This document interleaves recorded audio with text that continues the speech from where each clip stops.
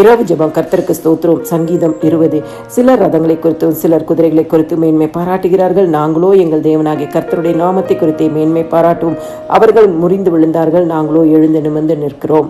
கர்த்தர் கொடுத்த நல்ல வார்த்தைகளுக்காய் கர்த்தருக்கு நன்றி செலுத்துவோமாக. எங்களை நேசிக்கிற நல்ல இயேசுவே, இந்த நாள் முழுதும் உடைய சமூகம் எங்கள் முன்பாக கடந்து போனதற்காய் நன்றி செலுத்துகிறோம். உங்களுடைய பிரசனம் எங்களை மூடிக்கொண்டதற்காய் நன்றி செலுத்துகிறோம். உங்கள் மகிமை எங்கள் பின்னாலே காத்ததற்காய் நன்றி செலுத்துகிறோம்.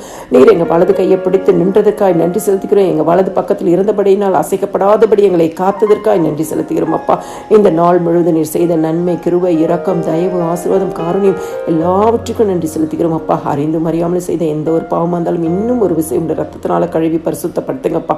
அதிகாலை எழும்பி பாடி மகிமைப்படுத்தி வேத வசனத்தை தியானிக்க கர்த்தருடைய வார்த்தைகள் பிரதிச்சமாக வெளிப்பட கிருபை கொடுங்க இயேசு சுவாமி. ஆண்டவரே, உடைய வார்த்தையின்படியே கர்த்தாவே ஸ்தோத்திரம்ப்பா.